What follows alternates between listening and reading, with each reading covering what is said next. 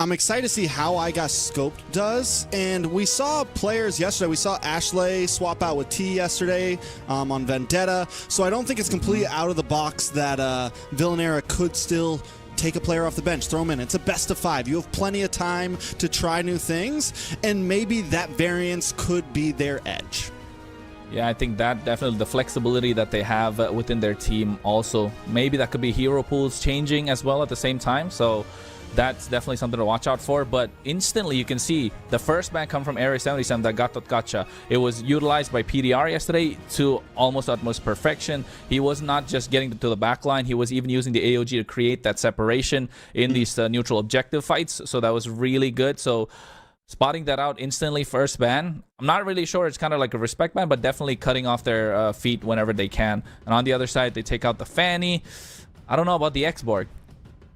I mean, the X-Borg could definitely be I think I've heard some things in the grapevine about maybe this being a target band against the jungler of Villanera, and we didn't see it yesterday, but now with I Got Scoped coming in, definitely important. But like a top band really hones into the fact that we have to see PDR on something else. And the question on a lot of our minds yesterday was, you know, were those comfort picks for Villanera yesterday?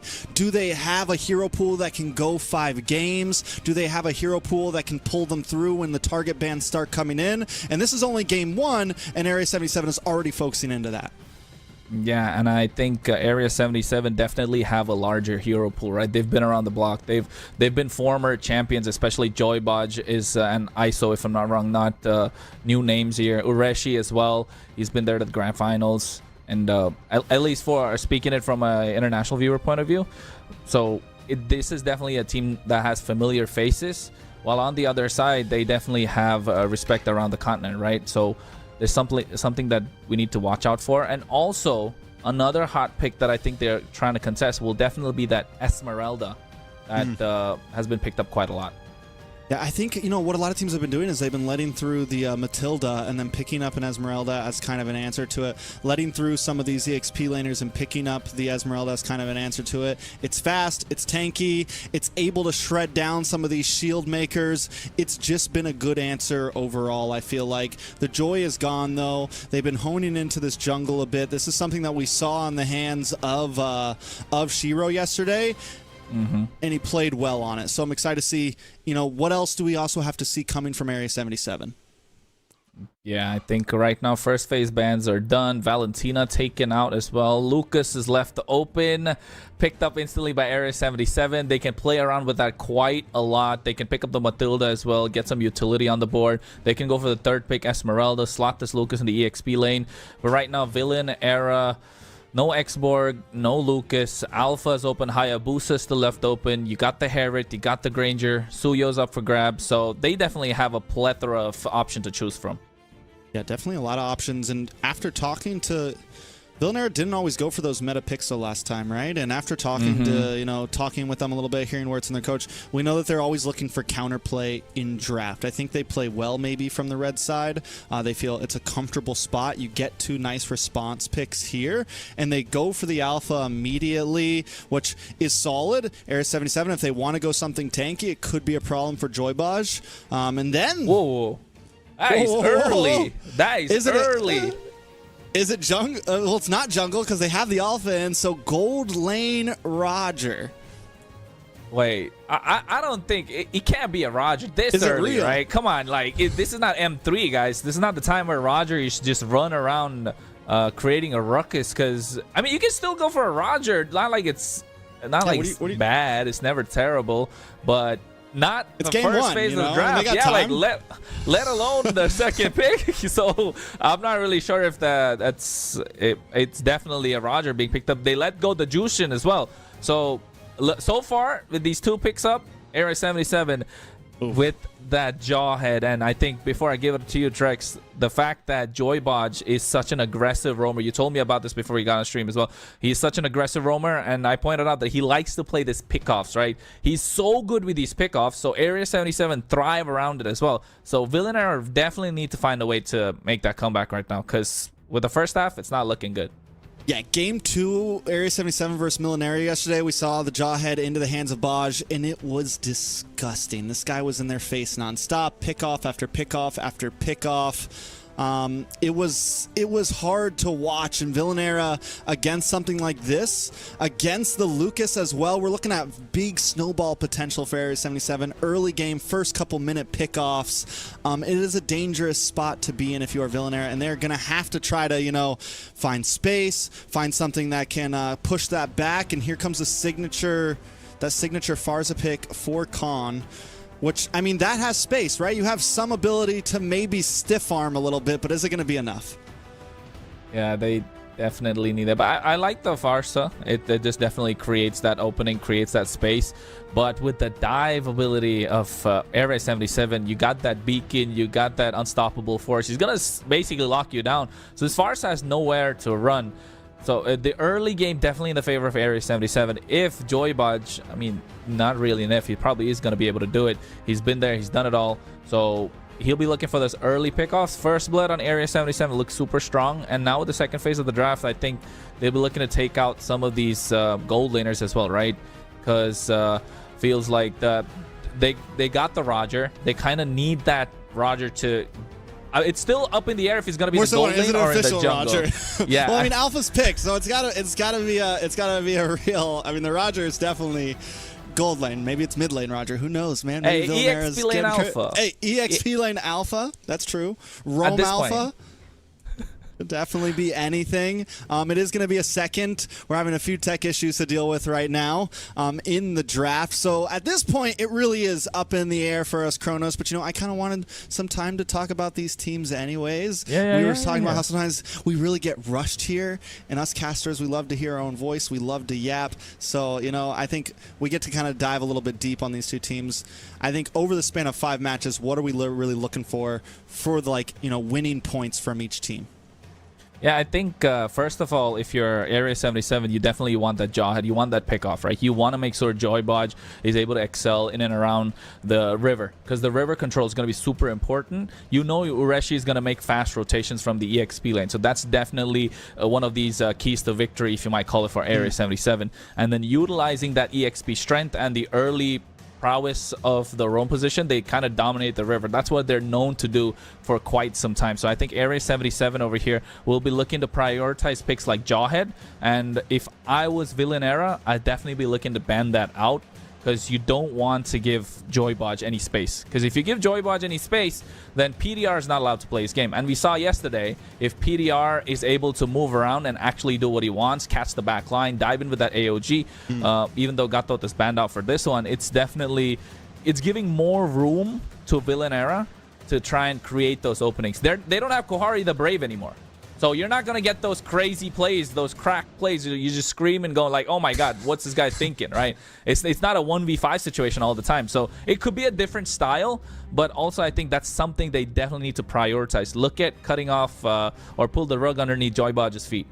Yeah, I like, because whether it's the Jawhead or not, either way, Joybodge wants to, play those pickoffs. He wants to be aggressive. They want to rotate fast. Ureshi's going to be everywhere. So I think one of the major key points for Villanera, Gila is going to have to be able to keep up with Ureshi in his rotations. You can't let Ureshi always be ahead of him. If Gila is late to the fight, it could be the edge that Area 77 just pushes them over the limit. As for Baj and that river control, yeah, Villanera needs to be able to keep him at bay. They can't let Baj come into their jungle. And, the last question was mine is, can Villanera maybe flip the script? Can they be the aggressive team, right? Are they going to play this more slow play, look for mid-game spikes, or are they also going to try to maybe invade, take the river for themselves? Yeah, I think when I was coming back to that, right? The fact that they flip the script, could they be as aggressive as possible? I think it just goes to show that they are, from yesterday's gameplay, they are really patient, and they know that patience can be rewarded, because they picked up the Claude. The Claude has a late power spike. They're waiting for that to kick in, and that kind of changes things. So I think if you are Villanera, you're right. They need to kind of take the initiative. They need to put their best foot forward, especially in the first few minutes, because if Area 77 get that control in the first 2 minutes that we saw yesterday against Milionario, yeah, it's going to be a stomp. Tough. But one thing to also point out is we saw Villanera. They almost lost. Was it game 1 or game 2? They were on the back foot late in the game. We saw Overskilled get the lead for a minute, get a big wipe on them, and then of course Kohari showed up and was able to pull through. It does look like the Roger pick was a mess up. Forget what I'm saying, because now we're back into this draft, and this is important because I'm guessing there was a tech issue. I'm guessing there was a draft issue. The Roger pick was not meant to be. This looks more like a legitimate draft from Villanera. Yeah, I'm about to say, now my marbles are working a little bit. I'm not going crazy looking at that Roger coming through. The Jushin's a really nice pickup, especially against the Lucas. Although Lucas has that immune when it comes to using the flash to flash combo. It's nice. You get the Farce on the other side. So that's good. They play range for range. But although Villanera are looking to play for more control in these neutral objective fights, and Area 77 just aggressive straight off the bat, though. Yeah, but what do we see from Villanera? So we have this Jawhead. What does Villanera go for in the roam position to kind of, keep that away? Do they go for something more like the high-low, something a bit more stationary, or do they go for something divey themselves, something, that can pick off themselves to get to this far as to kind of keep this Lucas at bay? Yesterday we saw them really use that Gatot, and I'm excited to see, what can PDR pull up to the table now? I think Matilda is really good over here, right? Because it's the third pick. You can just go for the Matilda. You can keep up with the Jawhead in terms of rotation. You can single target. You can that's the only way I can see you can immune the Unstoppable Force. But I think they go for the Moskov over here. It's not a bad pick. Moskov usually counters any single sort of goal laner that's there. And now you can look to choke out probably your... the Natan, the Clints, the Natan, the Kimmies. Although we haven't seen the Clints and Natans come up, we're definitely looking at taking out a Kimmy, possibly, especially after yesterday's Savage that came through. So right now, Villanera, compared to what we saw earlier with the Roger, they're cooking. I'm surprised we didn't see the Kimmy get prioed here.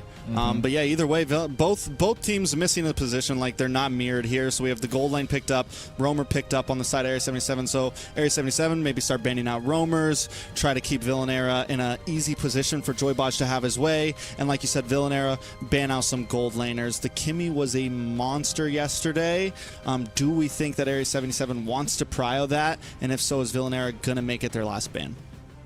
Yeah, I think Area 77 definitely gonna... the Kimmy does work out as well. They definitely have the extended range with that Feather Airstrike. The high ground's present on their side, so with with Kimmy's ultimate charge as well, that could be really nice to set things up. They have quite a lot of mobility on the board. It's good for laning, so I don't see why they can't ban it out. The glue taken off is nice, just because you don't want this Farsa being dove upon the entire time, and Glue right now quite tanky as well after the recent changes to his kit. And I think Villanera should probably look to take out that Kimmy. I think it could be solid. I mean, it feels like even though the range isn't crazy, it's not like Kimmy has this stupendous kit. Just felt like the damage yesterday and the ability to kite, the ability to move back and keep on firing, it was a problem. And once it came online, it seemed like there was nothing you could do about it. When you have something like a Jawhead in front of you, when you have something tanky in front of you, that the Kimmy can really just have her way. But it doesn't matter. Kimmy does end up getting banned out here in the Matilda ban from the side of Area 77.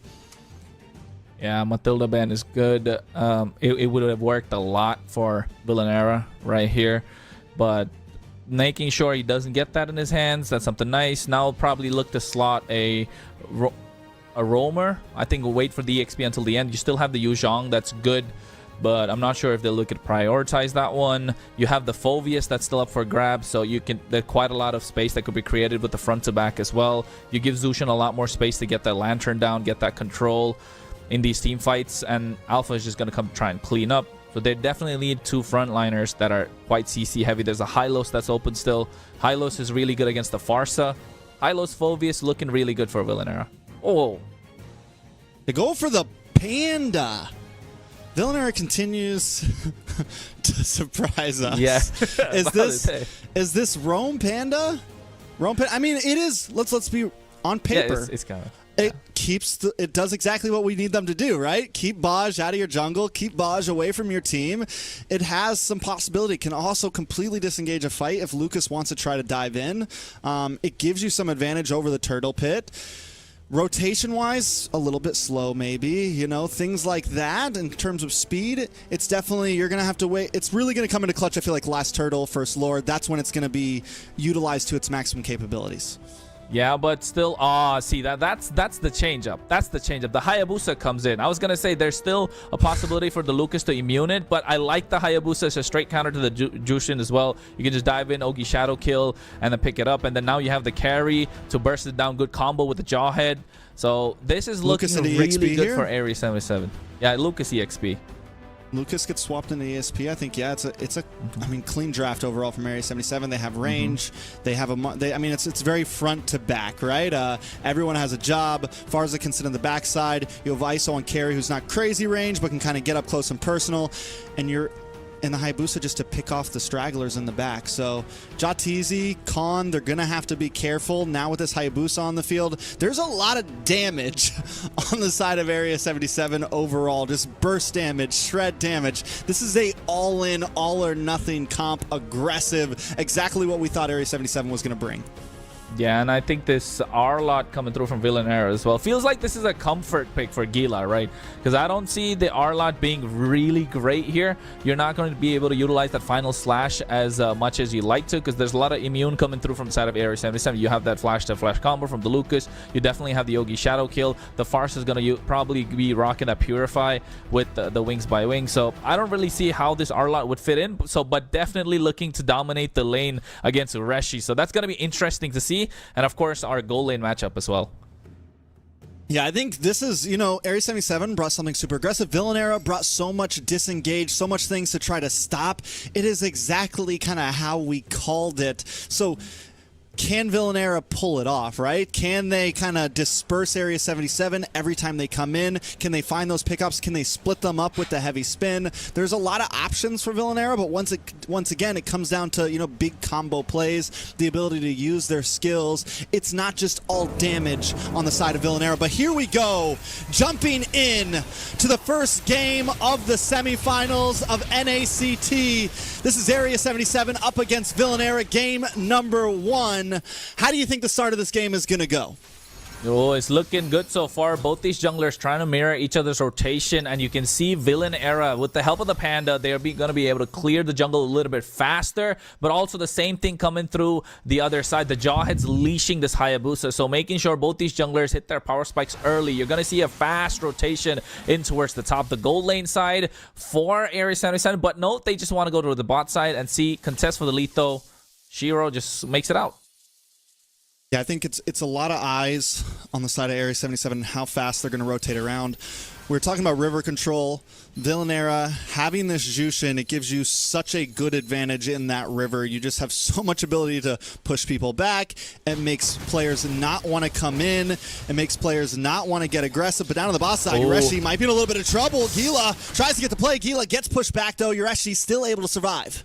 Yeah, I think that's the immune, right? With that flash combo as well. Gila was forced to flicker out. That's a big spell that's not going to be available for the first neutral objective in 30 seconds. So Gila not having that flicker play was going to be less surprising when it comes to those final slashes. As we can see, Kha'Zix is going to be the target here.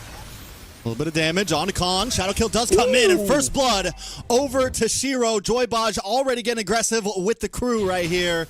Area 77 now. Look at the quick rotation down to the turtle. Ureshi's playing a safe. Villanera maybe wasting too much time. Yeah, I think they are. It's probably something that they need to look to capitalize, because Gila right now, without the flicker, he's trying to get the advantage, but another big pick. I got Scope taking a lot of damage. Gonna go down. Joybaj able to get the kill. The pause does come in. Yes, we saw the P, but at that point, the fight was already starting, Kronos.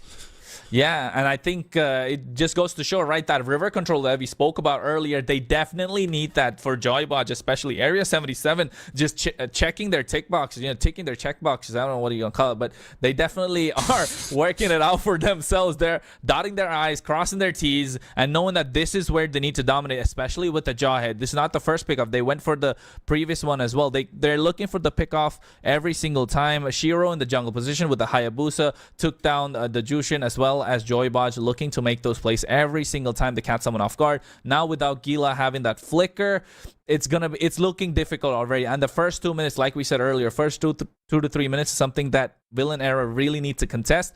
But if Area 77 are just breezing their way through like this, it's gonna be a one-sided story. I don't want to call it too early, but if it's like this, Villain Era really needs to pull up. Yeah, I think one of the big issues, we called it in the beginning. Once we saw the Baj head come in, you know, the jaw head come in.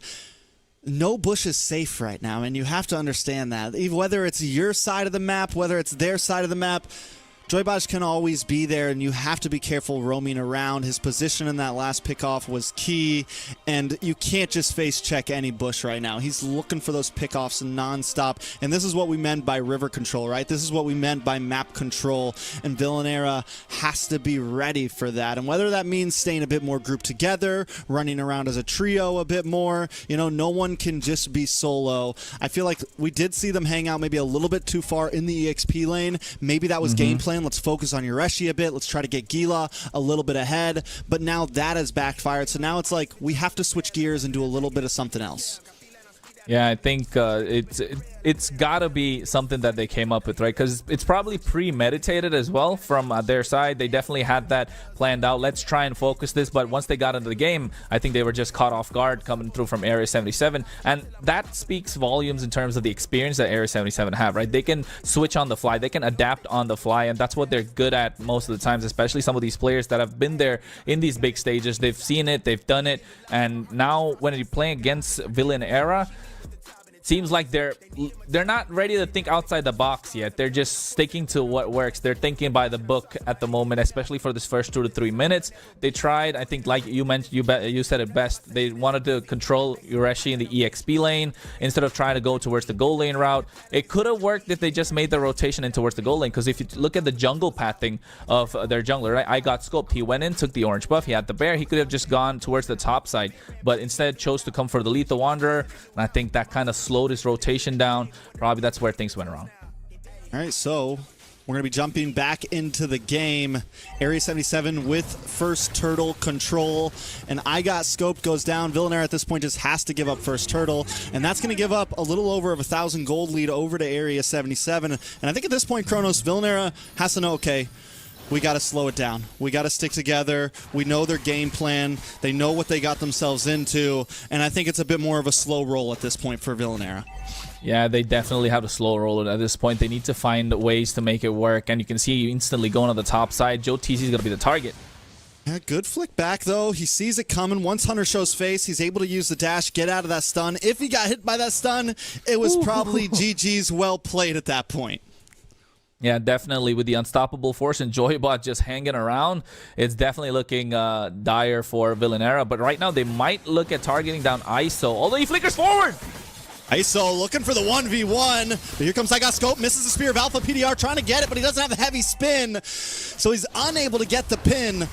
A nice play by Villain Era, but not enough. And watch for Joybaj. Watch. Oh yeah, he showed face. Yeah, he just was there. It's like, hey, I'm right here. Went back in. He sees PDR. He's just showing them that, hey, he's just here hanging around, making sure you got to think about me. But if you take a look at the items, you can see Shiro already got the Hunter Strike. So 700 gold ahead from I Got Scoped. But the thing about the Alpha is once he gets into that mid game, about 5 minutes, 5.5, he got a couple of items, he got a couple of kills. He's definitely looking to snowball. So it's still good for Villain Era, although the early game is not going as planned, but definitely something that they can look out for. And that's where you're talking about slowing their roll, and PDR's doing a good job. It all comes down, I want to see this heavy spin work out.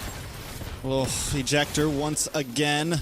PDR does get stoned by Hunter, forced to use the heavy spin. And you know, when you look at Wings by Wings, you got the Jawhead. This is a fast-moving mid, man. They are everywhere right now, and that is just troublesome in this early game. This is everything that Area 77 wants to bring to the table. And at this point, does Villain Era even try to contest second turtle?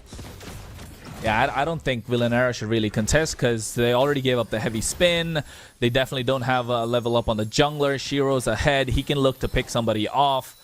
It's not looking good for Villain Era, but definitely patience is something that they need, right? Patience is an important part of the game, but PDR Once again with the ejector, feathered airstrike does come down. PDR able to just get away. Turtle does go over the side of Area 77, but a fight breaks out. Shiro to the backside. Joybodge now still trying to get aggressive. ISO jumping in with a speedy light wheel. I got scoped, gets scoped, taken out, and Area 87 walks away with a turtle and a kill.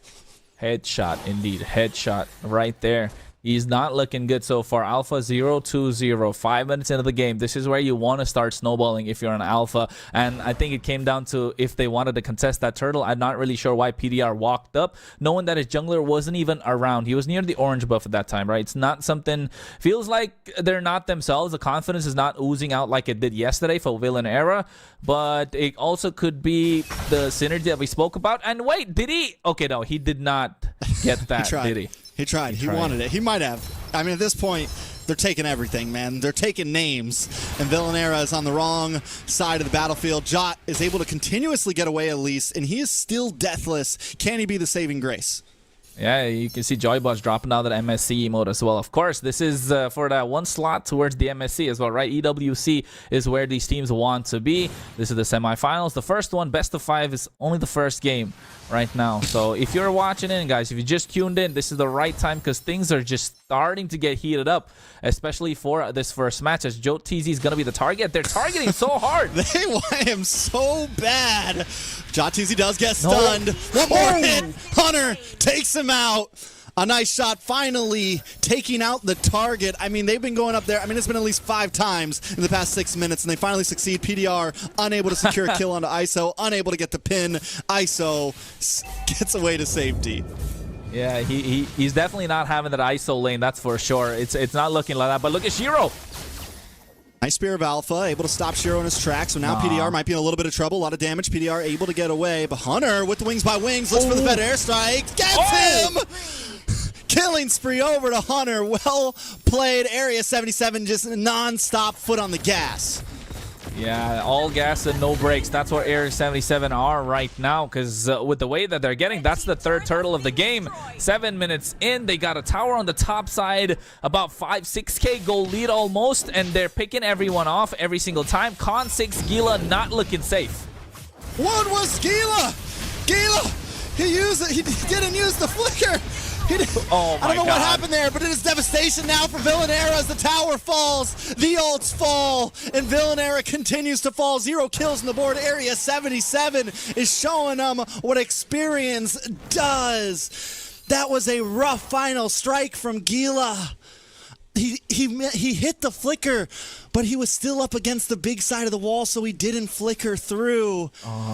And the final slash falls short. The nerves have to be kicking right now for Villanera in game 1 of the semifinals. Yeah, I was just taking a look at the cam, right? But here, Gila. Gila in a little bit of trouble. Feathered airstrike comes down. He's taking out ISO, able to get the kill. Yeah, that was just the easy pickings for them. But right now, Shiro, PDR gets a nice pin there. This could be big. Spear Destruction does come through. Shiro able to dash away. Will he be able to get away? PDR uses the flicker, but no connection onto anything. It's a waste of time. And look at the pin. Look at the sandwich. Yureshi in a bad spot. Joybodge looking for the ejector, looking for the toss, looking for the throw, and I got scoped, taking out Shiro with the response. The kill. Area 77 on fire right now. Yeah, you can say I got scoped, got marinated, and next thing you know, skewered, and then now just got kebabbed right there. Area 77, 1 at a time, baiting every single thing out, and then now just abusing the mechanics of the hero as well. And then I was gonna say, like, just previously, before the team fight, I saw the cam of I got scoped. He's just lying down on the bed thinking that when this is probably gonna end, because the way it's looking, 8K goal lead in the favor of Area 77. Yeah, bro, I'll be lying down on my bed like that too. Yeah, it's a tough position at this point. Villanera, I mean, we just saw that feathered airstrike come down from Hunter, and it was chunking everybody. Joybodge with another ejector, able to toss PDR back. Heavy spin does come in. PDR able to get away there. Lord still in control for Area 77. Villanera unable to do anything. Spear Destruction does not commit. Here comes the conceal play. Yureshi to the backside for the airstrike, able to get the ejector. The immune con trying to get away, but Yureshi doesn't let it happen. ISO with the kill. ISO with the double. Will he go for the triple under the tower? Decides to back off. Oh my god. And then like 9 minutes 30 seconds in, they have an 8k gold lead. They haven't lost a single life. And over here I got Scope, just got lucky, got out of harm's way quite in the nick of time, and they just got only one single tower, right? And now the feathered airstrike just zoning them out. This is just abuse coming in from Area 77. The experience speaking volumes. And if you're asking me, Villain Era without hitting the item power spike, where Joe TZ needs that Demon Hunter sword to do any sort of damage, actually the Malefic gun, even if he wants to kind of get into these team fights, just not looking good so far for Villain Era. With the Lord marching down the bot side, if you ask me, I think Area 77 could be looking to call it an end right now. Yeah, Area 77 giving a warm welcome to all the new teams on that top side of the bracket right now. They took out Millonario. They're looking for Villain Era in game number 1. Feathered Airstrike does come down. Lord looking for the Crash, able to connect onto the base. ISO with the back and forth. Can they take a tower here? Villain Era still able to defend. Area 77, honestly, big play into the backside. Fuji Shadow kill onto Khan. A lot of damage on the tower. ISO able to take it. Urashi gets the push back. Gila in a little bit of trouble here. PDR looking for the heavy spin. The final slash, not enough to connect. Still no damage from Villain Era. Shiro finally gets the kill he was looking for. They take a tower and they take PDR with it. Yeah, they leave the base crystal exposed as well from that bot side. Inhibitor is down. Only 2 left standing. Less than 12 minutes in. 2 waves popping through as well. Joybot has the flicker in about 5 seconds. Look out for a play. Yeah, it's definitely Gila. What are you doing? You got to back off. Too much damage. ISO flickers in. Speedy light wheel. He wants to shred. He wants to play. He wants the kills. Shiro able to get the double. I got scoped in a bad spot. Gonna get thrown back. PDR and I got self defending with all they can, but they're taken out. It's a full team wipe, and that is a game number 1 for Area 77. Hey, throw it back to previous seasons of the NACT, because we got the veterans showing up here in game number 1 of this best of 5. Area 77 just showing that they're not washed. They're definitely here to take it all. Yeah, they looked good. I mean, 16-0, man. Perfect game. Flawless. Chocolates all over on the side of Villain Era right now. That was... You know, this begs the question, right? This begs the question of, did Villain Era have an easy matchup yesterday? Is this just a, do they belong here? Because I want to, the way that first game went, Area 77 just looked monstrous. You know what? I wanted to tell that PDR, he played 2 got-out games yesterday. And now with a lot of different roamers left open, including like the Tigreal, which could have been really good over here, especially against the Jawhead. And then you have the Grok, that's still viable option. Going for an Akai, completely unconventional. Although the fact that, yes, it can work out, but these days there's just plenty of options to choose from. You could have even gone for a Florin by all means. The Carmilla is still available. There's plenty of roamers. You could have even gone for the Kufra, for crying out loud. But they could have picked the Matilda on phase 1 instead of the Moskov. Exactly. There was definitely, and it would have been one of the things that would have helped them keep up with the Jawhead and the Farza. Because I'm not saying the Akai wasn't bad. Like, in terms of 5v5, if we're the same exact gold and everything, it can work. But the Farza and the Jawhead were just so fast in those first few minutes. Yeah, I think it came down to that river control, right? They need to kind of leash Joybot. They gotta stiff arm him. They need to find a way to make sure Joybot is not able to move around freely and do what he wants to do. Otherwise, Villain Era is looking at 3 games back-to-back of the same story. I mean, I don't know if we want to count them out completely yet. They have options. They still have Krohari the Brave on the bench. You never know. We might see the sub in last minute. He might be able to pull something off. But right now, I think maybe they went a little too big brain in the draft, right? Maybe they went a little bit too much overthought it. Mind. And when you're up against a team like Area 77, who's been doing this a very long time with players that have won this thing a few times, sometimes you got to keep it simple and pick what works, like what is strong right now. So yeah, it's game number 1. Area 77, just kind of outclassed them completely. They're gonna have to get back to the drawing board. I mean, it could also be nerves, right? Because they're in the semifinals. I don't think they've ever been in this position before, going against an experienced team. I mean, I feel them, guys. I feel you guys. It's just nervousness. It's just jitters. It's those butterflies in the stomach at this point. So all they got to do is shake it off. There's, of course, game number 2, and it's a long series that could be there. 5 games. And I think right now, if you're Area 77, you're just looking to move on to the next game. So, but I think if you are Villain Era, you gotta shake this off. You gotta shake this feeling off. You gotta make sure you get ready for that comeback. Forget about what happened in game number 1, because if you're gonna keep that on your head, it's gonna haunt you. And the way that it was dominated by Area 77 for such a clean game, I don't know. Yeah, it was definitely rough. I want to point out too, man, whether it was nerves, whatever it was, we saw some mistakes from the side of Villain Era that they're gonna have to tighten up on. As I'm looking at those replays, it wasn't just that one final slash from Gila. There was one at the end there when Area 77 was on top base tower. He pops the final slash, misses everyone once again. So I think overall, hopefully Villain Era is just warming up. You know, hopefully they're just, they're stretching their fingers. They're doing what they can.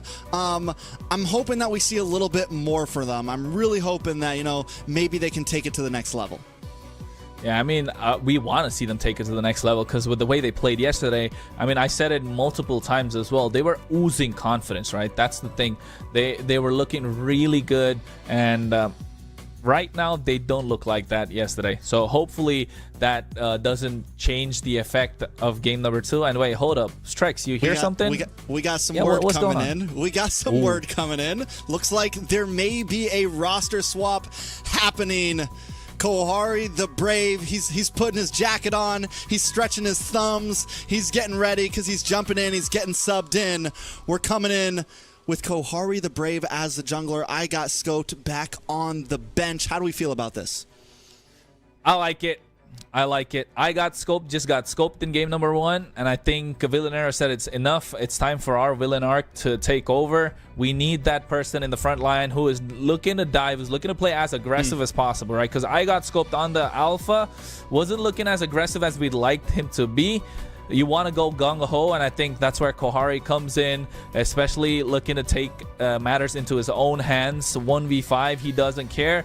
That gives an opening, and I think that boosts confidence. And also, Con 6 synergy with Kohari is going to be a game changer from now on. Yeah, they said that, right? Con 6 feels much more comfortable with Kohari. He's played with them more. He feels like the mid-trio works a little bit better with it. But I love what you said, gun-ho, man. And that is exactly what Area 77 is, right? So it might be the way to match it. You need someone like Kohari who's like, you want to throw hands? Let's throw hands and just get in the ring with them, like was willing to take some punches to the face, but is also going to punch back and do it well. So maybe Kohari can be the answer here. If not, there's more things to look at, but they do have at least 2 more games to look at those things. Yeah, I think, and especially if you want any game to be a test, it's definitely game number 1, right? Because that's where all the jitters are. You're fine, you let it go through. And I think right now they have 2 more games to test it out, or at least make it work right now. So Villain Era on the blue side, compared to the previous game where Area 77 was, now looking to take the initiative and try and dictate the pace of the draft themselves. So if I were them, probably look to take away some of that Hayabusa. The Hayabusa has been a hot pick, not just for this match, not for this series, but yesterday as well. So Hayabusa is something that we're seeing quite often, and I think you got to respect that factor, at least a counter draft for it right from the get-go. But you can see every 77, they're sticking with what they know. The Gato's got to be taken out, put PDR in an uncomfortable position, let Joybotch take over. Yeah, it's definitely tough. I mean, with the Jawhead open, though, does Villain Era go for the ban on the Jawhead? Do they steal it first pick? I think if Area 77 is going to focus on a PDR, it might not be a bad idea for Villain Era as well. Maybe we ban out the Jawhead, ban out the Hayabusa here, and just let the rest of the meta kind of roll out a bit, see if you can get some trades back and forth. Do we think on blue side, though, Villain Era is going to try to comfort Kohari up front, pick up something like the Lucas, or are they going to comfort like PDR, right? Like who are they looking for to throw into that first pick here? I think if the Lucas is open, just slot it in. If the Lucas is open, just slot it in. Let Kohari do his thing. He was super confident yesterday. You want to give him the confidence. Because when you're coming in as a sub, you're not just coming in to kind of change the flow of the game. You're coming in to boost up the morale of your teammates as well. And if you're giving him something comfortable, I think that will definitely, you know, puff up the chests of Villanera and be like, hey, yeah, we're good. Especially if you're Joe TZ. That's someone who needs confidence compared to game number 1, where he was the sole target. It felt like Hunter was literally hunting Joe TZ that previous game. So they definitely want him to have a little more confidence. They want him to have that space. So to get that space, you need to give Kohari what he wants, so that at least, even if it's by a 0.01%, it works, right? It definitely helps. And there goes the jaw headband. Villanera able to also throw some respect on the name of Baj. But there's still a lot of things Baj could pick up, right? He could even pull out the Cho again, man. We've seen him on it. He could just get a little bit crazy. And when Area 77 gets confident, when they feel comfortable, when they're ahead a game or two, we could definitely start seeing their draft get a little bit weirder, right? Fall back into more maybe not current meta, but still viable picks. What's comfortable for them. I like what you said about Jot, though. He was getting targeted a lot. So maybe an answer is also go back to something that has a lot of escapability. Go back to something like the Claude. Go back to something that can dance around a bit, that can really, you know, yes, you're still kind of stuck in late game, but at least you have someone that can always get away, you know? You can always battle mirror image back, and it's very hard to catch them. I like Lucas that. Ben. I like that Lucas Ben. Yeah, I like that Lucas Ben. Right, Area 77. Like, you know what? It doesn't matter.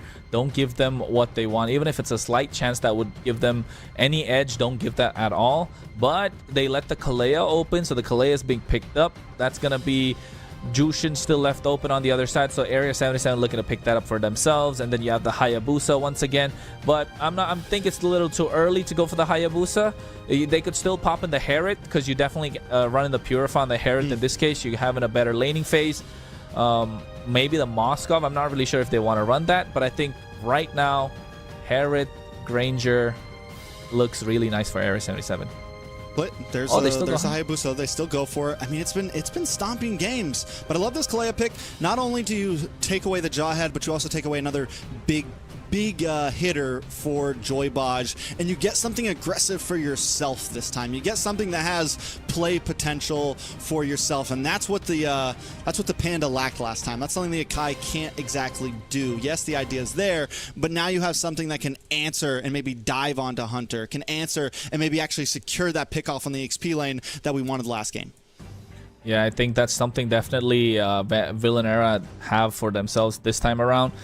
But this Hayabusa, after the Farsa being picked up, looks a little more threatening right now, especially for that Farsa looking to get dove upon. Again, it's going to be the Farsa versus the Jushin compared to game number 1, but it's just they're swapping. This time, Farsa in the hands of Con 6. They get that CC in the EXP lane, so even if there was a slight possibility for this Kalea to be flexed into the EXP side, it's not going to be there anymore.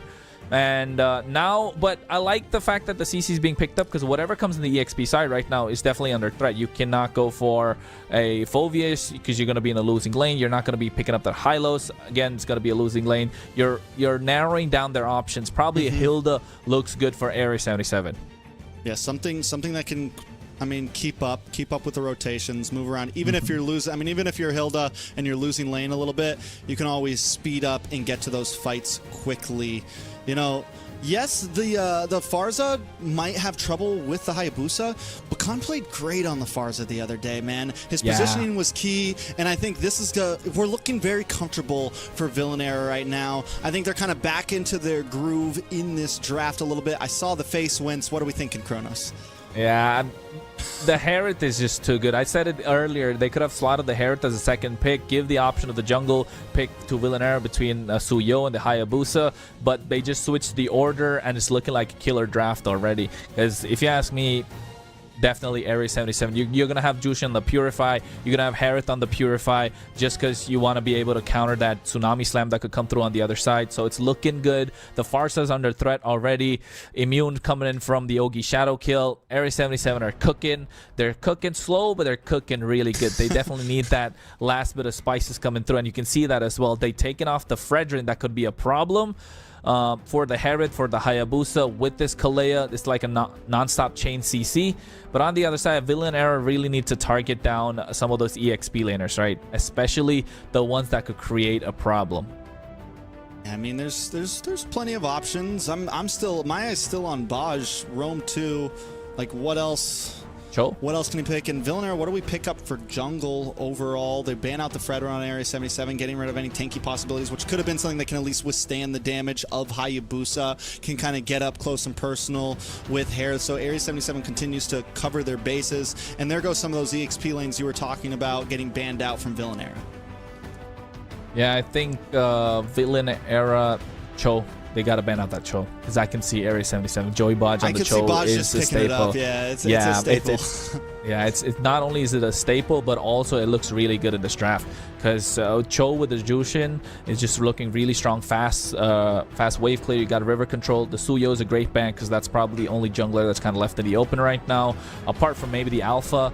But you're really just forcing Villanera on the Alpha, and if you're putting them on the Alpha, definitely not having a good day, because Hunter is just gonna be, you know, he's just gonna be doing that the entire time. So he's definitely gonna have fun. Yeah, but I think right now Villanera, they gotta ban out that Cho. They gotta see it coming. I mean.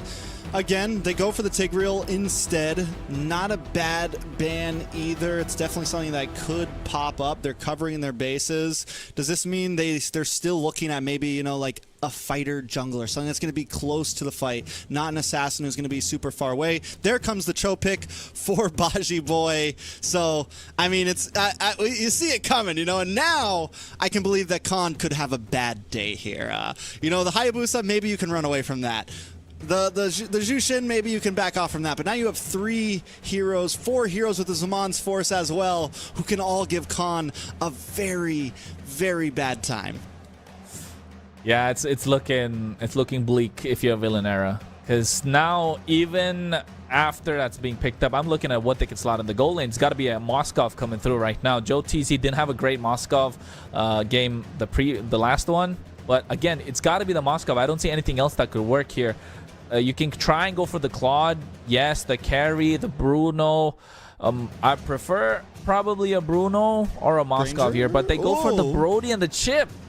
That's nice. That's spicy. So wait, Chip EXP? Rome. I'm confused. Who's jungle? Who's jungle? Wait. Is it Kalea in the jungle? Now we're all over the place. Is it Kalea jungle? Kalea jungle, Chip Rome? It's gotta be. It's gotta be Kalea jungle, right? Yeah, it's Kalea jungle, right? Yeah, 100%. Thoughts? Nah, I'm not a fan. Bro. You're the analyst. Not a fan. I've tried it. I tried it myself. Kalea in the jungle. Not a fan, because you want to be in the front line most of the time. You're the one to initiate the plays. But if you're trying to make your way through the jungle and then go towards the neutral objective, you're not gonna have a fast jungle clear either. So your rotation's gonna be much slower. And to be honest, who are you looking to dive upon? Without the flicker, the capability of making a play is kind of gone. And that Carmilla just counters this Chip entirely. Yeah, and then you just swap. Baj doesn't have to play the Cho. You swap it over to Urashi. Baj picks up the Carmilla. So they're like, fine, you guys want to get a little spicy? Easy. Just check the box. Boom, we pick up the Carmilla. Beautiful answer to the Chip.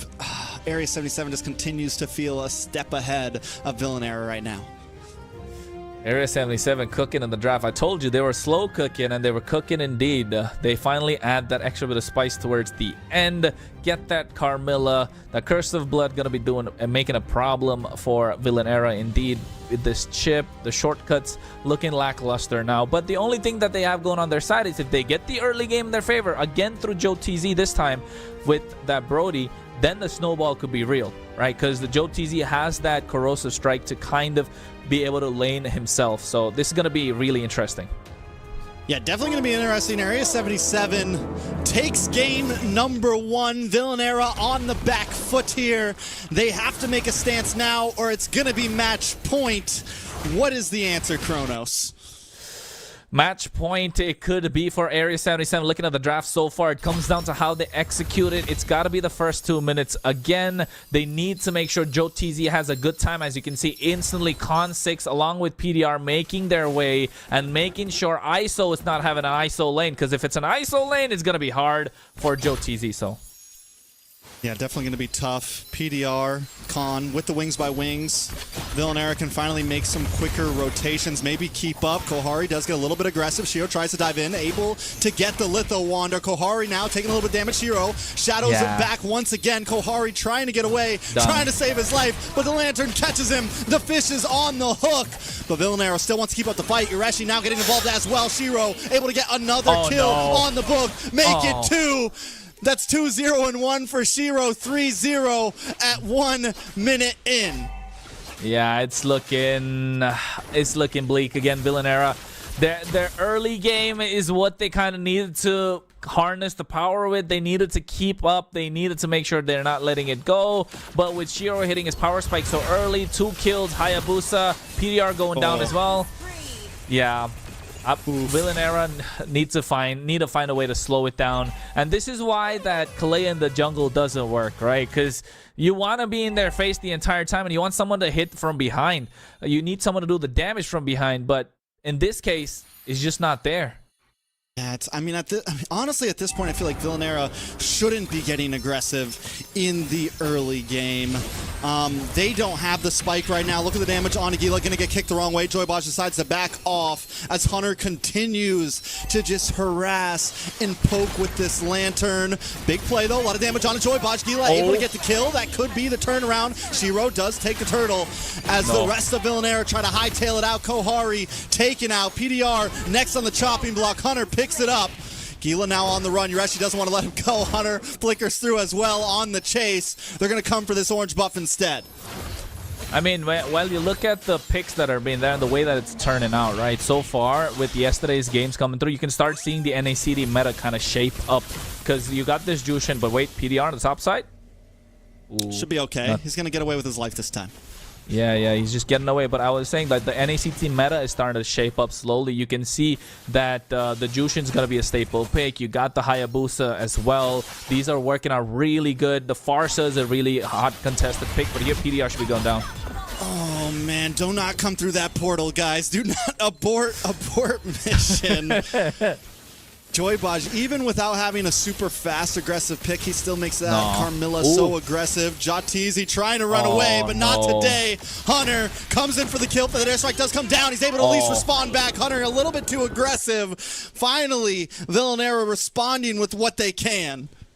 Yeah, you know what? I just saw that JTZ has the Purify instead of the Flicker, and that means that's the reason he's not having a good lane. Because if you're a Brody, you want to have the Flicker to have the option of playing aggressive. But now when you get slotted on the Purify, you don't really have that option to play aggressive, so you're already on the back foot, especially on a hero like Brody that wants to be as aggressive as possible in the early game. This Purify could be haunting Villanera right now, to be honest. That could be like 2 steps forward, 1 step back. Yeah. It's probably like cutting out, you know, you're really cutting your own cards there, bro. Yeah. Blood Pack does come down. Jot taken out. Cast a Curse in effect right now. Purify didn't work out. I guess it wasn't in slot. But I like what you said, because, you know, you're right. You lose the opportunity to make out that big, aggressive, torn-apart memories with the Flicker. You lose the opportunity to kind of move yourself around the map. He's already a hero that doesn't have a dash. And without the Flicker, you're very immobile, man. Not only, I mean, yes, it's a little bit defensive, but I feel like you even lose some of your defensive capabilities with that. Now, a lot of damage onto ISO. Can they make the play happen? Feather Airstrike does come back. ISO with the sidestep. Nice. Jatizi able to get the kill. He needs that one. Ureshi also getting involved now, able to get the kick onto Jatizi. Jatizi looking for another hit. Another one, but finally Shiro able to get the kill onto PDR. It's back and forth right now as Villanera looks and scavenges for anything they can. It's 1-1 on the chopping block.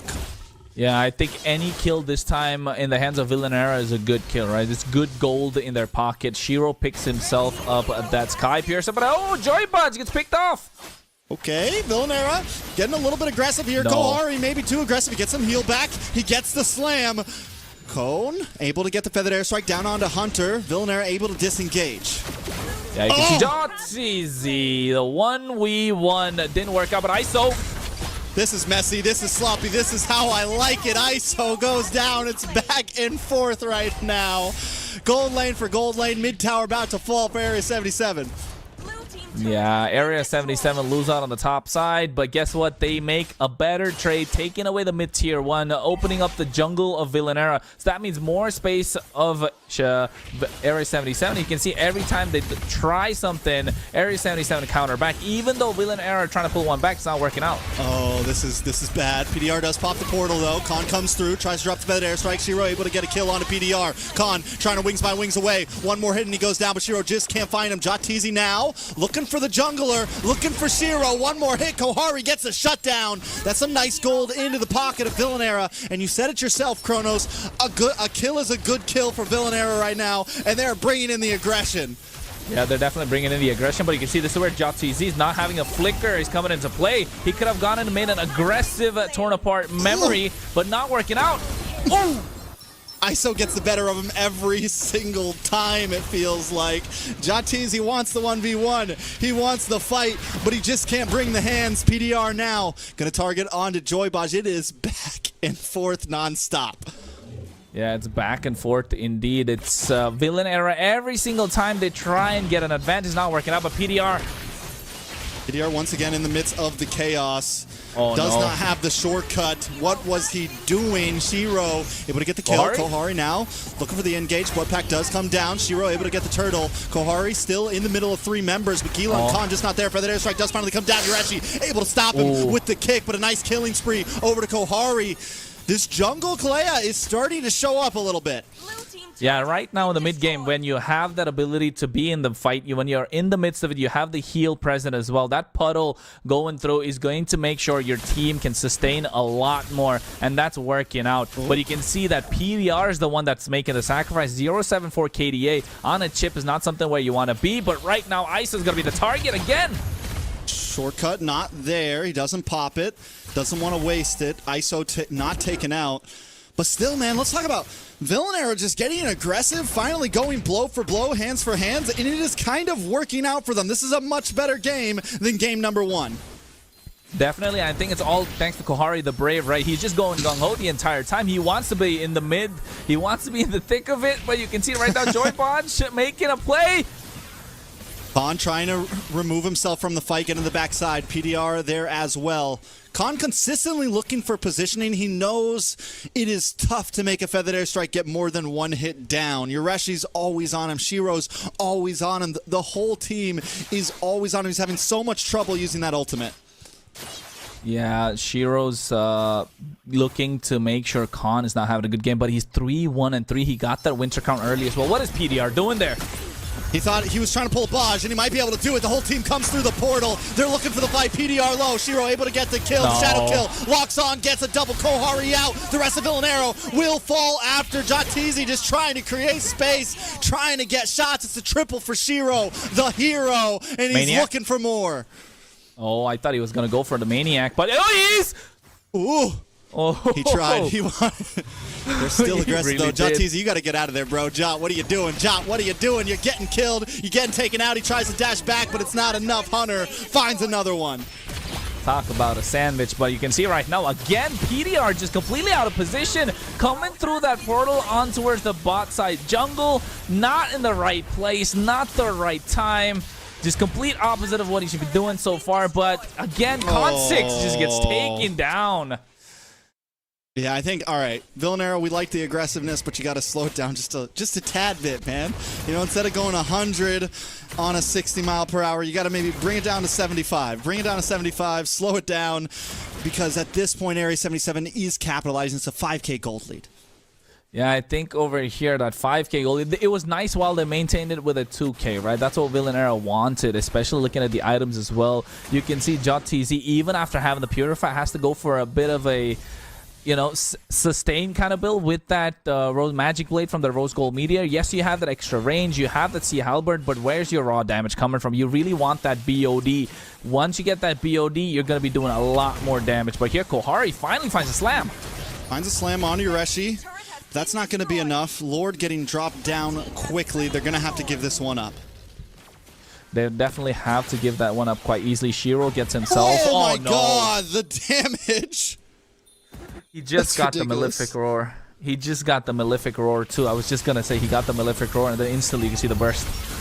Yeah, PDR already uses a shortcut, bursted down as well. Feathered Airstrike comes down just to clear the wave, just to try to defend, and then a quick move around because Yureshi was hunting. Yeah, Reshi is making those plays in the backline 1, 1, and 10. He's always on top of Con6 and JotTZ. Every time Kohari makes the play, he goes in the front. There's no one to back him up from behind. Gila, what are you doing?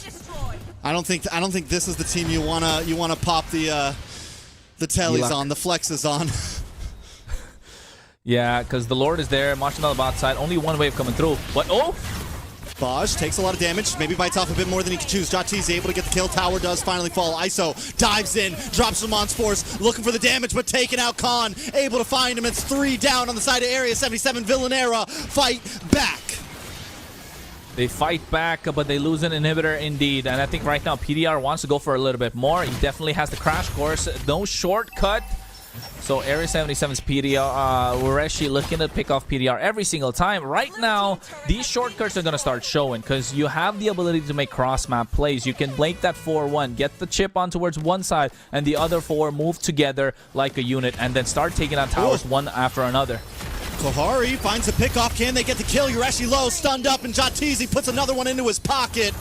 They're looking for Hunter now. They're looking for Baj. They're looking for anything, but now they're taking damage. They're looking for death. Hunter fights back, finds the kill, and just when Villanera had some map control, Area 77 takes it back.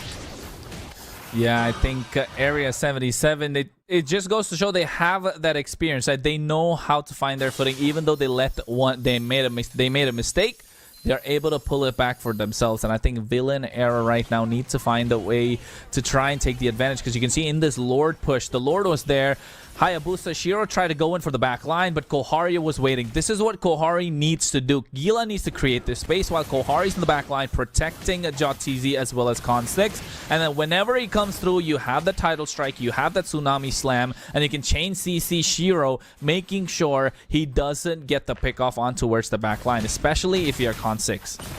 Oh, look at Yureshi, though, man. This is a bad spot for Kohari. He needs to be careful. He does find Yureshi, though. Able to tsunami slam him back. Feathered Airstrike does come down. Shiro looking for the target. Shadow kill comes in, shredding down 2 members. Gila finally falls as Joybosh picks up the kill. ISO finds Con6, and now Area 77 is steamrolling over them. A double kill for ISO. It's nothing but Kohari, and he falls lastly. PDR, the last one to drop as Area 77 find the wipeout and possibly the game.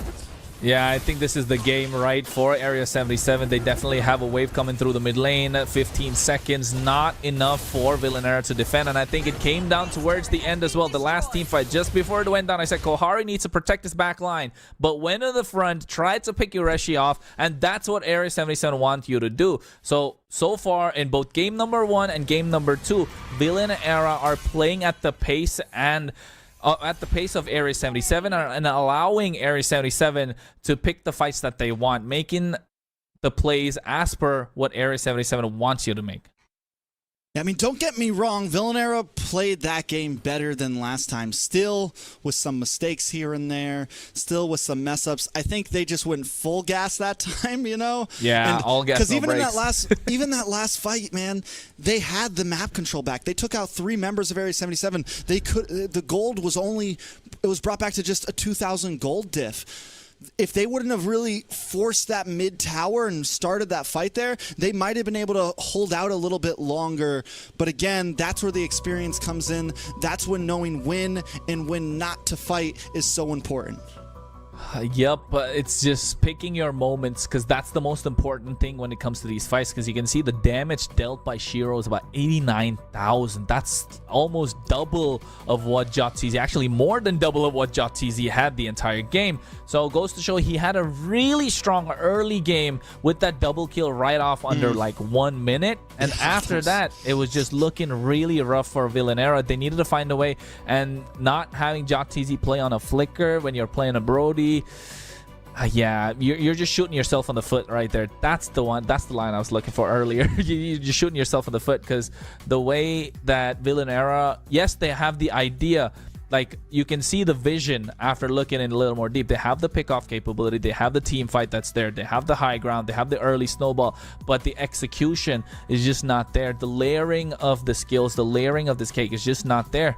And I think so far, if you talk about Area 77, they're just looking for the icing right now. Yeah, I mean, it's match point for Area 77. Villanera was able to at least pick up the pieces a little bit in game number 2.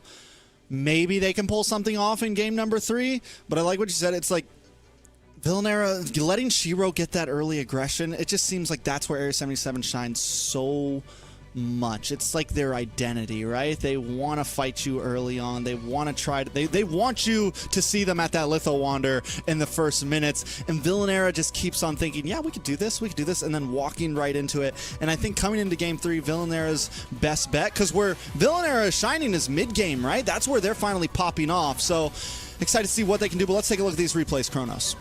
Yeah, I think you could see that what we spoke about. Shiro just definitely getting that early kills. He's getting the mid game. And I think so far you could see in less than 2 minutes, 30 seconds, he had 4 kills on the board. And this is the one play where they made a mistake. Hunter tried to overextend, got taken down. And then Shiro, it looked like a one-man show, to be honest, with Shiro getting all the kills. But looking deeper and further, Area 77 just moving like a unit. They know it's like a well-oiled machine. All the cogs are moving and making sure the clock is ticking for Area 77, making sure everything works.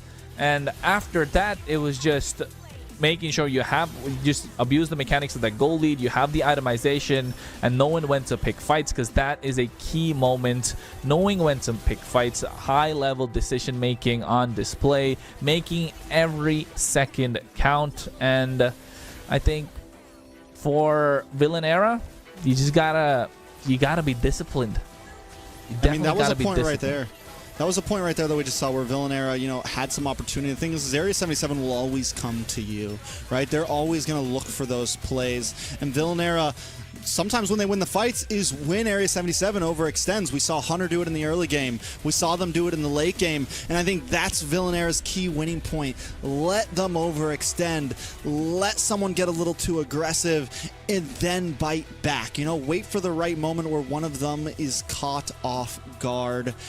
You don't always want to be the first one to bite, right? You don't always want to be the first one to throw the punch, especially against a team like Area 77.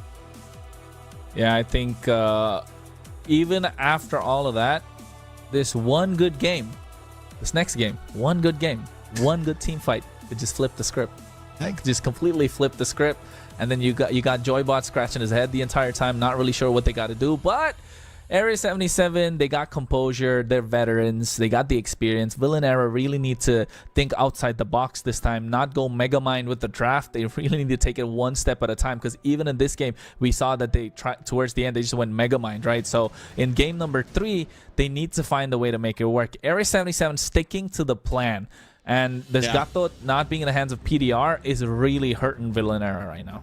Yeah, and now Villanera being on red side as well, it's like, do you still ban the Jawhead? Do you still waste that? Do you give up the Lucas again over to Area 77? Because Area 77 has shown that it's not only is the Lucas strong, but it's even stronger for them because they can use it as a flex pick, right? They can always still lock in the Hayabusa. They can always flex it over the XP lane. So it just has endless bounds for them as an amazing first pick on blue side. And Villanera has to think about it. Do we give them that opportunity to flex and have something strong? I think it's just coming down to hero pool, right? Just the plethora for Area 77 to choose from, and we saw in the previous game as well. Towards the end, they made that switch. We knew the Cho was coming. The Joy Bodge's Cho was right there. And then all of a sudden, they're like, hey, let me just switch it up. And then you get the Carmilla, and it just worked so well, only because they needed the last pick to counter that chip. And it just fit so well. It was just like the right foot, right shoe, just fit in so easily. But right now, with the Kalea being taken off, that means Joy is still open, Hayabusa is still open, and then you still have the Jawhead open. And you're right, will they leave the Jawhead open or not? If they leave the Jawhead open, Joybot's going to pick it up. If they don't, Cho's going to come out in the first phase. Area 77, though, does ban out the Lucas, so Villanera could ban it out. But yet Joy's still, I mean, It's tough. I mean, you could let them have the joy. Hayabusa's on the field. Villanera can pick up the Hayabusa for themselves. So I don't know if you do ban the joy here, right? And if you don't, you definitely need to make sure you get the Hayabusa. But if they don't ban it, then maybe Area 77 just first picks Hayabusa. I mean, it might be early, but they're doing so well on it. Shiro is such a monster on it. I don't think there would be anything wrong with first picking Hayabusa here. Nothing wrong with that, to be honest, at the moment with the way that Shiro's been on the Hayabusa. He was on it yesterday. He's here today. He's been rocking it. Oh, they respect the Hayabusa. The Jawhead's open. I don't think Jawhead's first pick material, but it still could work because their draft, more than revolving around Shiro, it revolves around Joybodge if he's able to make those pickoffs work. So right now, I could still see a first pick Jawhead, but a lot more left on the table. You have the Matilda, which no team seems to want to pick up for some reason. And then you got the... it's strange, right? It might be the Esmeralda. I might honestly... Do we think it's the Esmeralda, right? Like, that just feels like... she was kind of... Like, Matilda was kind of lackluster yesterday. Here comes... Yeah, I don't think the Hayabusa ban was solid there, man. Because now you just give up the joy and you lose your counter to it. You lose your answer to it. They should have just left both open. Yeah, and now you're not even going to pick up the Suyo because the Suyo, after the recent patch, has increased, lesser magic defense, if that's the way to say it. So definitely more susceptible towards taking magic damage. So right now, Joy, yeah, it's... You feel it, right? You feel it. You feel it, yes. Yeah, you feel it. You got to steal the Jawhead here, too. Yeah. I like this pick. I was just about to say, I'm like, yeah, Jawhead, I mean, at this, if you're not going to ban it, you take it. You have something at least here. Do you lock in the Harith here and not give it an ISO again? Just Jawhead, Harith, you're already low. You go for the Varza. I think it's comfortability, but I don't know if you needed to do it, especially... It's starting to hurt. This keeps getting worse. It hurts. I called it. I can feel the kicks. I can feel it. What the? That's what they're gonna do because kicks and gunshots, baby. Kicks and gunshots. Because that's what it is. They did get the Jawhead. They went for the choke. That's the play for Area 77. You cannot ban both out. They like to play pickoff. They want to give Joybodge a better time in the roam positions because once Joybodge is free, the rest of Area 77 can play a free game. And now getting this Kimmy in the hands of ISO, we saw it yesterday. Zia got a Savage, Basic got a Maniac. I don't know what ISO can pull up with the way he's playing. Definitely not a triple kill, more than that for sure. But right now, Area 77, again, cooking with their draft. Slow cooking, but they're cooking well indeed. And Villanera, I'm not sure, man. What else do you do? What else do you do? You go, yeah, you go again, Alpha. But you get countered by the Kimmy, though. So yeah, I think Hanzo was open. Hanzo is a good pick. Like, Hanzo's really good in the jungle right now, so Hanzo could have been a better option. You get hunted, though, man. Even that, you get hunted by you get hunted by Bodge, you get hunted by the Joy. There's so many things that can just hunt your body down here. It's tough. It's like there's no cards that are playable right now. It's definitely tough.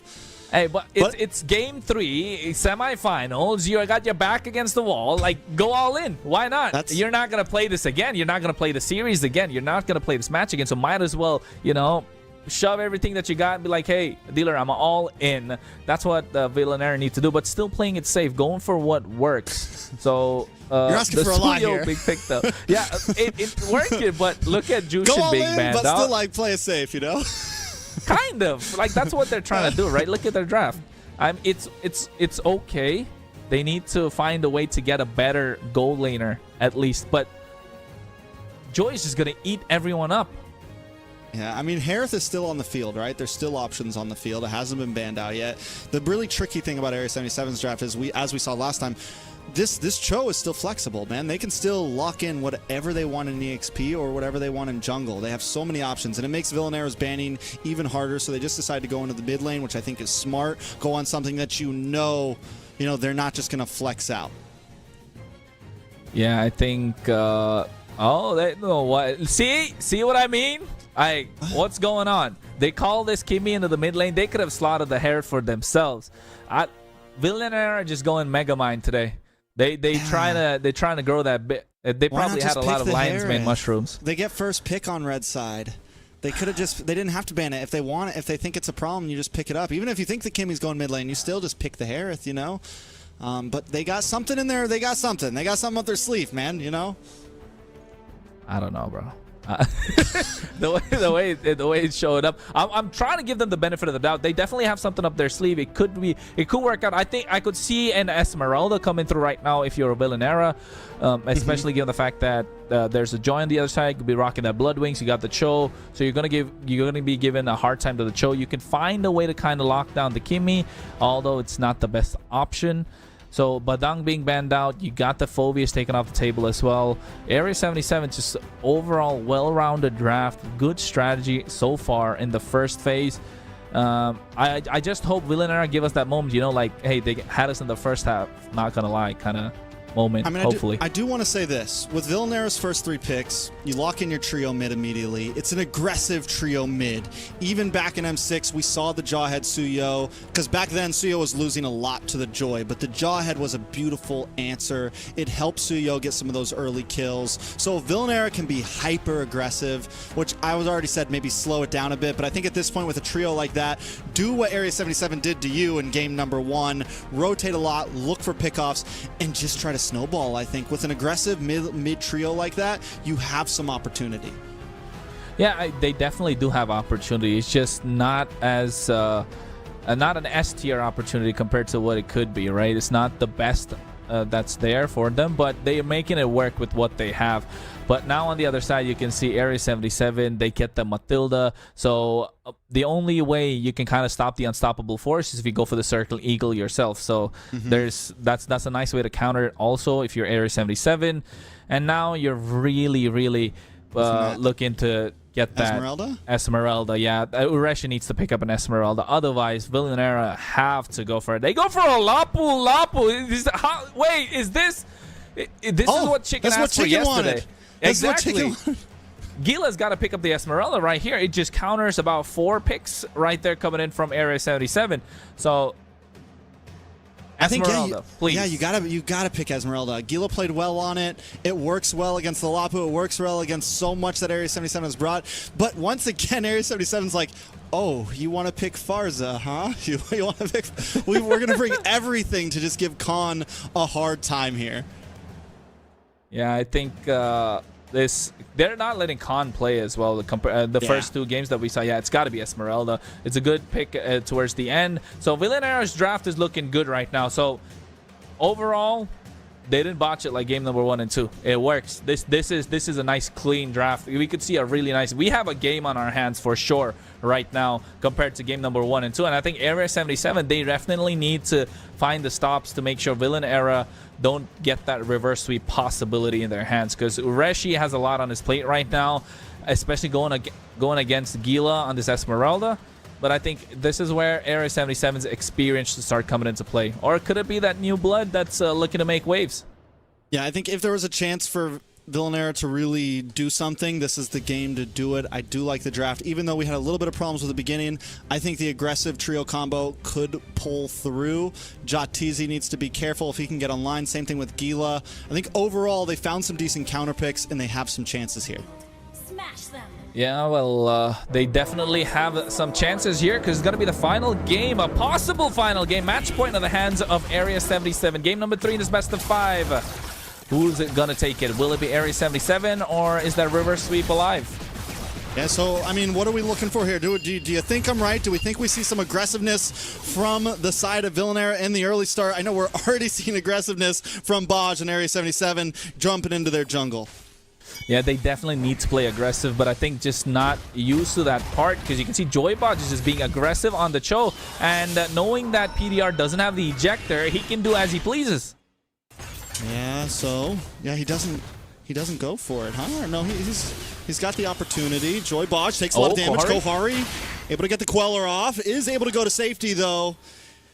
Hunter able to keep him in an okay place, and that's a combo we're going to have to watch out for because Baj is going to be able to be even more aggressive knowing a Matilda is behind him. Yeah, this Matilda in the mid lane, not something we're used to seeing quite often, but it does work, has a lot of damage, goes for the focusing mark as well, so single target lockdown is going to be super crucial for Area 77, and knowing that Joy Baj has the ability to move around the map much faster. Hunter has the guiding wind, but Kohari... Oh, no. That's bad. Shiro with another first blood. I feel like he's gotten first blood all 3 games at this point. Yeah. It's not. It's again. They need to find a way to make a comeback. Kohari by no means is he down and out, right? But a 1v1 against a Joy.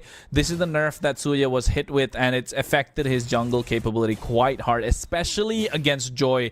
So now Joy has an upper hand, but Villain Era could make some changes. Kohari still wants to go for it though. Yeah, he should not be taking this fight at all. The damage comes in. Shiro picks up another one, capitalizes, looking for a second, but Yureshi, bravest fighters in, and now Shiro tries to get the final shot on Nagila. He just gets away, but there goes some gold plating, there goes some kills, there goes some money into the pockets of Area 77. Yeah, they call him Kohari the Brave, all right, but that was not the moment to be brave. That was one of the moments where you got to be a coward, run away, and try to get your gold up and live to fight another day. Because right now, Area 77, already about 2K gold lead, and Joybot flickers!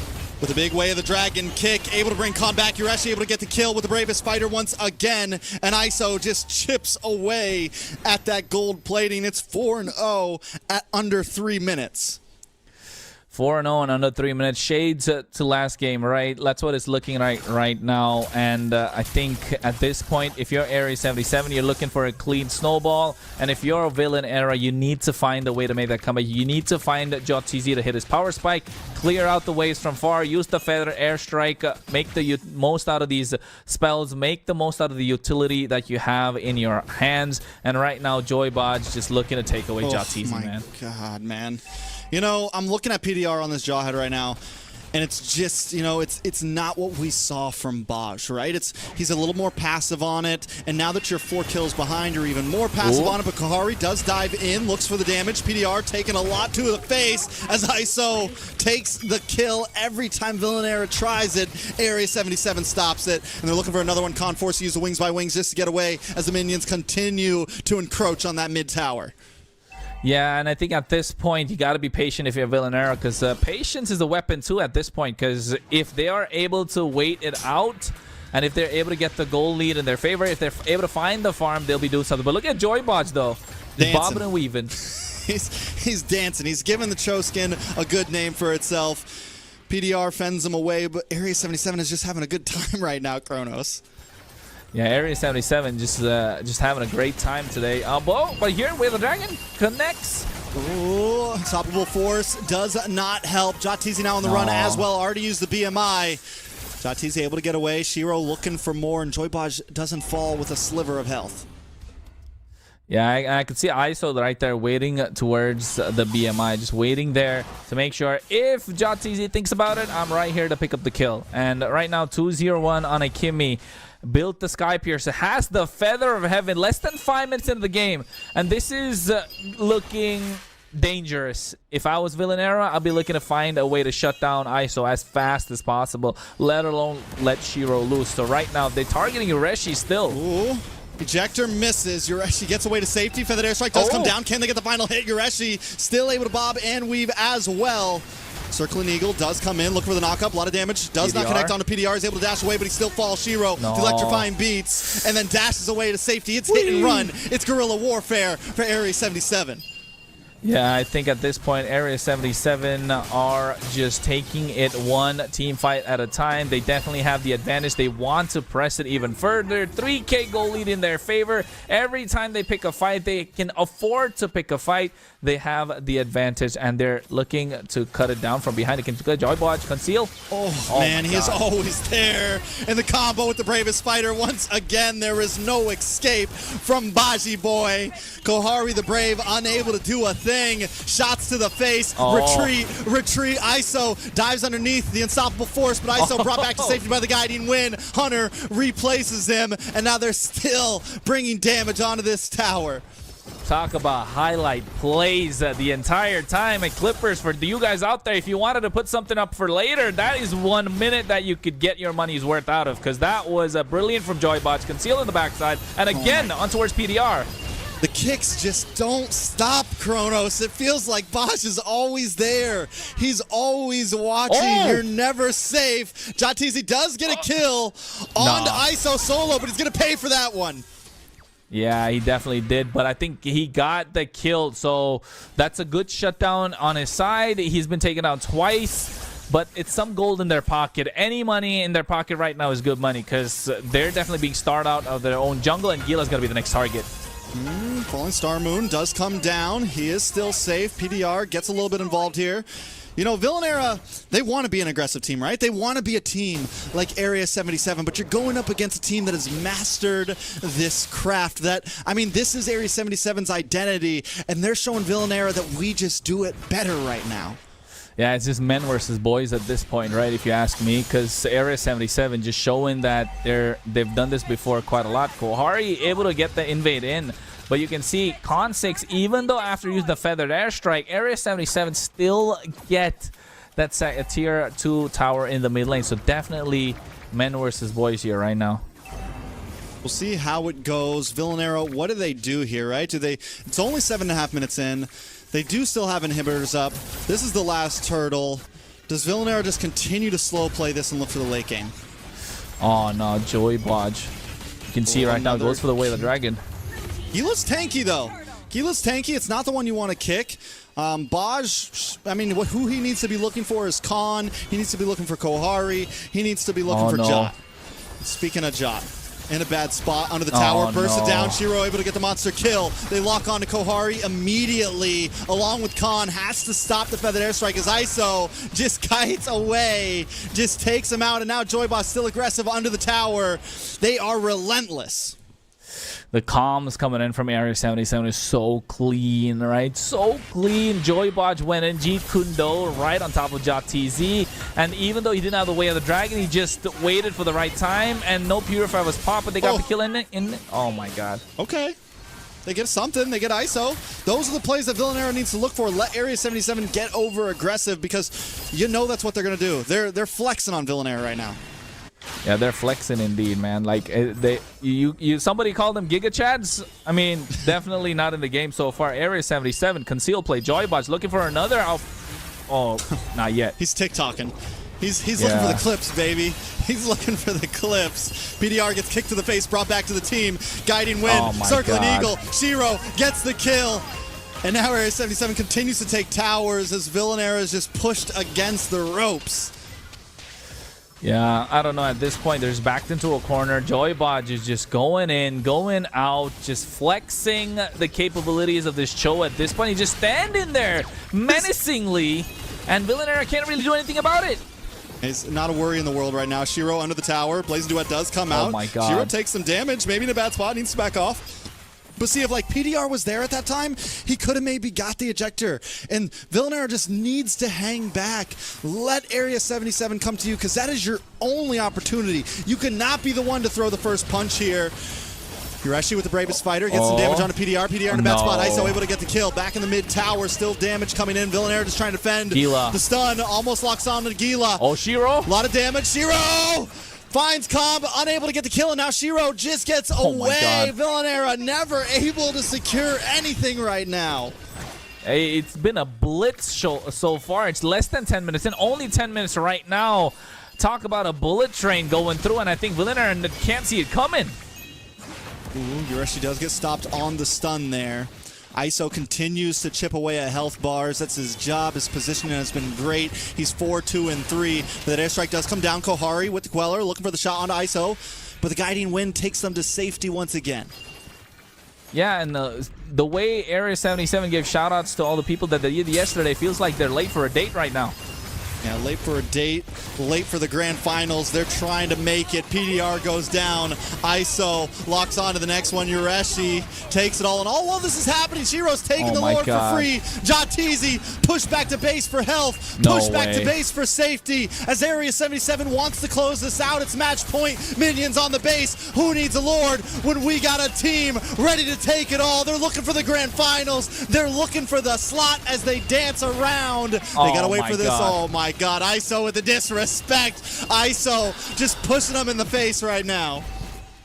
Yeah, this is just a one-way train. Just the steamroll coming through. But here, Gila gets a shutdown, but I think just delaying the inevitable.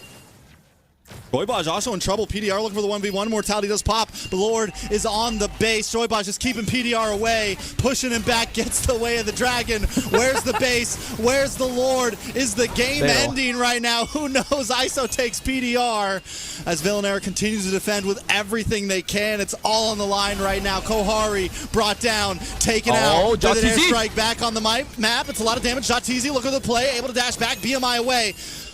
Gila now looking for Ureshi, getting some nice damage onto him. Villanera still hangs on. They still survive. Yeah, I think on this point, Area 77 looked like just a kid who got a new toy, just wanted to play around a little bit longer, and then found out it's too little too late. And right now, they gave Villanera another chance, some breathing room for Villanera, so it's not over until it's over. So, of course, everyone thought it's done. But looks like Villanera are fighting and do not want to go down without a fight. So right now, they have the opportunity. They have time. And I think time is their best friend right now. Yeah, I mean, at this point, Area 77 is completely... You know, they just think that Villanera is nothing in their path right now. The way ISO was in their face.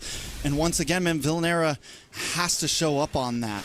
They have to find that moment that Area 77 is too aggressive. Oh, Shiro no. taking a lot of damage. Could this be one of those moments? They're unable to get the kill, unable to pack him up and send him home. And now Area 77 is finding the response with a big wave. The Dragon onto Kohari. Failed airstrike does come down. Gila still holding the front line as Joybaj looks for another kick, looks for another knockup, finds two. Ejector falls back, brings his own to safety, but Jatizi with the blazing duet. BMI's back, but Shiro's waiting for him at the mirror image, waiting for him for his destiny. Gila trying to go trying to go insane, trying to defend as Villanera does everything they can to hang on to this slot right now. ISO, Ureshi finds the kill. ISO finds another, and that's it. Team wipe. Area 77 secures the slot in the NACT Grand Finals. Hey, a ticket to the Grand Finals is what was up for grabs, and Area 77 just booked it for themselves. As you can see, the cams, they throw hearts out to their fans. And right now, definitely a strong team with the display that they put ahead for us. Oh my goodness, yesterday a 2-0, today a 3-0, 2 sweeps. I think the Grand Finals is just around the corner, and they got their eye on the prize. A ticket to the EWC. Area 77 showing up strong. Going up real strong, looking comfortable, looking good.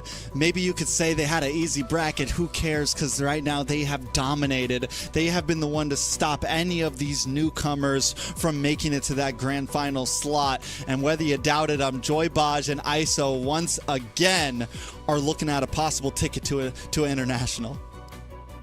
That would be nice, right? It would be nice for them to get there. They want to see themselves there on the big stage one more time. But with this game, 26-8, Villanera did show up. It just felt like they weren't themselves. They didn't have the confidence that they needed. At least they didn't look like the Villanera from yesterday. And right now, with the way that things went out, you could say 60% of the game is always the draft. That's what I like to say. People say 50-50. I think it's a 60-40. If the draft is in your favor, you definitely have the advantage going in. So, but for the 3 games that they played in the semifinals, just feels like the draft just wasn't in their favor. So they were already on the back foot from the start of the game, and then giving away first blood 3 times in a row, just not working out to their favor. You can see the damage dealt. Shiro was just an absolute monster on this Joy. There was a slight sliver of hope towards the end game where it could have been Shiro taken down, and if that happened, that could have flipped the script completely, right, for Villanera. But he's just so smooth, just slippery, just makes it out. And then next thing you know, they go for a re-engage in Area 77. Just find the opening and just take it. Yeah, and you know, that comes down to just the fact that Villanera always lost that early game, man. Because if they had a little bit more damage, they had one more item, they would have got that kill onto Shiro, right? They would have had the opportunity.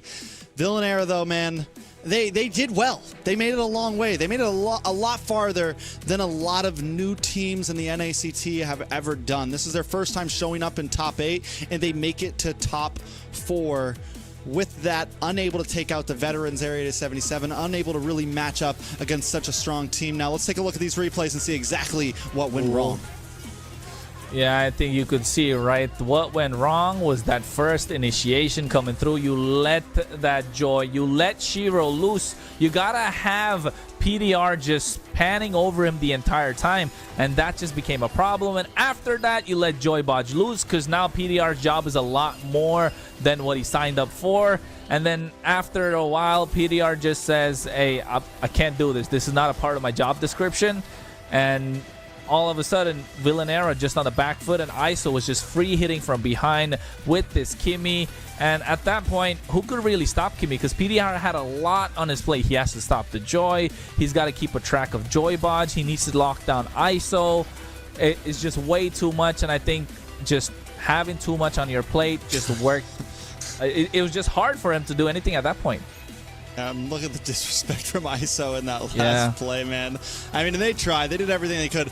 But, I mean, in all honesty, like Area 77, they were playing here, man. They were being extremely aggressive, trying to close this out as fast as possible. I don't even think this is Area 77's full 100% right here, right? This is them, in all honesty, you know, showing off a little bit. So I'm excited to see how they do in the grand finals. Yeah, I'm excited too, because definitely in this best of 5, if they went 3-0, it's something that they definitely practice and they know how to work it out. Because towards the end, I don't think in game number 2 and game number 3, those were drafts that they came up with on the spot. They wanted to see what could work, because in the second game they went for the Carmilla in the last bit to counter the chip. In the third game they went for the Lapu Lapu to get that Bravest Fighter to counter the Jawhead as well. So that's something that they probably didn't practice quite a lot, but I think with having the time right now to see who's going to be our grand final opponent after the second match, and then also doing the homework yourself, it's going to be real difficult. But I think before that, guesses on the MVP tracks. Before the graphic comes up, you got to let me know. Who do you think the MVP is? Well, actually, you know whose guess I really want? I want Liz's guest, our wonderful, beautiful host. I think she's going to be joining us here in a second. Liz, how do you feel about the games? I mean, it was a sweep. We have been seeing sweeps for the past day, but it does show that Area 77 came in strong. They're confident, they're happy, and if there's one member that I cannot keep my eyes off of is Joy Bodge. I think he made some critical plays. Yesterday, he was left out of the MVP, but we were talking about him, and I wonder today if he is indeed the MVP. Yeah, Joy Bodge. I think Joy Bodge could definitely earn it, but instead it's Shiro. Shiro also, man. Game 1, game 2, the guy was a monster. The Hayabusa to the Joy. I mean, really just showed up today, Kronos. Yeah, I think it's the consistency that he had, right? He's been consistent throughout all the games. And even though Joy Bodge had those TikTok moments, those plays, those flashy plays, but being consistent is a key on its own. So I think Shiro being consistent throughout the entire time, throughout the entire series, just goes to show he deserves the MVP. 9-5 KDA, 54% kill participation. And I think having a 776 gold per minute, that's a little above average as well. So good play from Shiro, and I think he definitely has his eye on the prize for tomorrow. Eye on the price, it is. I mean, our casters' predictions have been pretty good. I would say we are above 50%.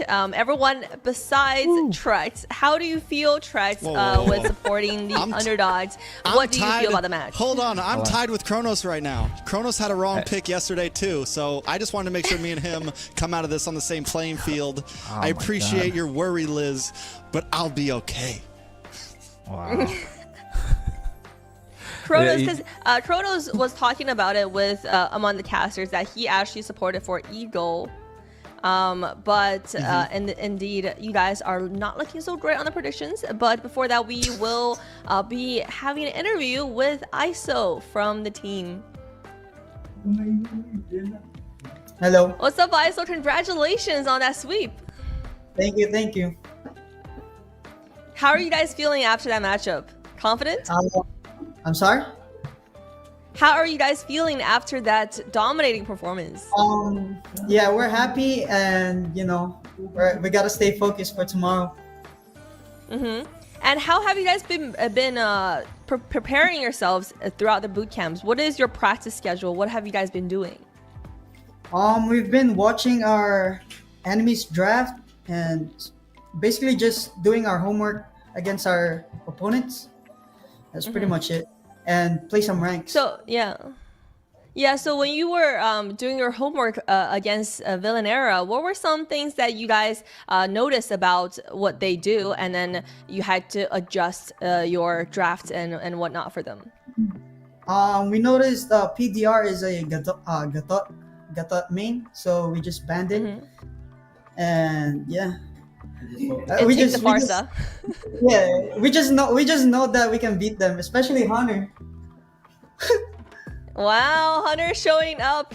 And we noticed that the last game we actually saw a Lapu. So Chicken yesterday talked about he doesn't like the XP lane tank meta right now, and he'd rather play Lapu. You guys actually pulled out the Lapu. What was the decision behind that? I actually requested that to Yoreshi. Kind of just play for fun. Yeah, that's pretty You're much still it. confident that you can just play for fun? Basically.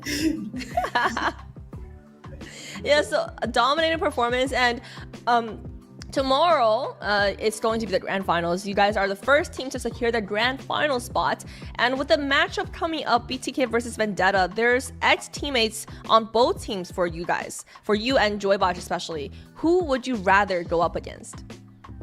I want to meet my my ex members, Yato and T, but I don't know. We'll see. I think BTK will win.